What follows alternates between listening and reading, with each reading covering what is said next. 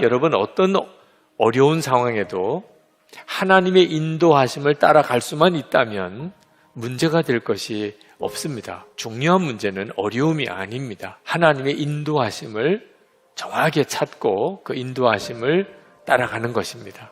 아무리 급해도 항상 하나님의 인도하심을 먼저 찾아야 한다는 것. 또 아무리 옳아 보여도 하나님의 인도하심을 항상 확인하고 결정을 해야 된다는 점. 선교, 전도는 당연히 하나님의 뜻 아니겠습니까? 근데 사도행전 16장에 보면 사도 바울이 소아시아 지방에 복음을 전하려고 그렇게 애를 썼는데도 성령께서 막으셨다고 했습니다. 복음 전하는 일이 하나님이 기뻐하실 일이 당연한데 하나님이 막으시다니.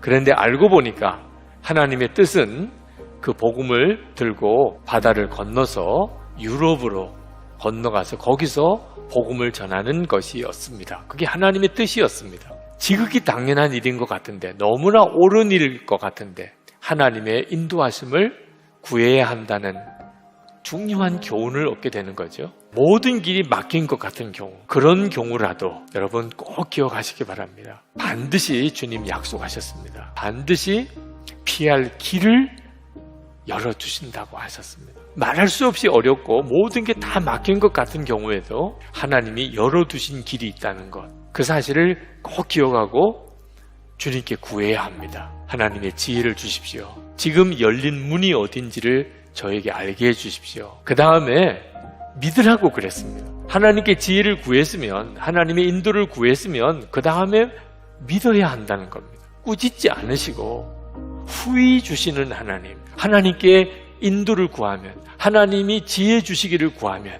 하나님은 반드시 응답하신다. 믿지를 못하면 하나님이 인도해 주셔도 그는 깨닫지 못합니다. 오직 믿음으로 구하고 조금도 의심하지 말라. 의심하는 자는 마치 바람에 밀려 요동하는 바다 물결 같으니 이런 사람은 무엇이든지 죽기 없기를 생각하지 말라. 두 마음을 품어 모든 일에 정함이 없는 자로다. 지금 여러분에게 참으로 난감한 일이 생겼다고 하더라도 오늘 하나님께 하나님 인도해 주세요. 살 길을 열어주세요.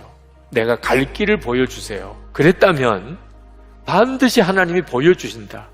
오늘 보여주신다. 애매하게도 하지 않으신다. 그 점을 정말 믿으시라는 거예요. 하나님의 응답을 진짜 믿으려면 내가 기도하는 그 문제에 연연하지 말아야 됩니다. 우리가 하나님께 나가 기도할 때 우리의 초점은 예수 그리스도 그분에게 두어야 합니다. 그러면 기도에 대한 믿음이 확 일어나게 됩니다. 여러분, 우리가 예수님이 함께 계시는 것을 정말 바라보는 것이 왜 중요한가? 기도에 믿음이 필요한데 그 믿음의 근거가 되는 것이 바로 지금 주님이 함께 계시는 것에 대한 확신이기 때문에 그렇습니다. 우리와 함께 계시는 주님을 정말 주목하면 하나님은 반드시 우리의 길을 인도하십니다.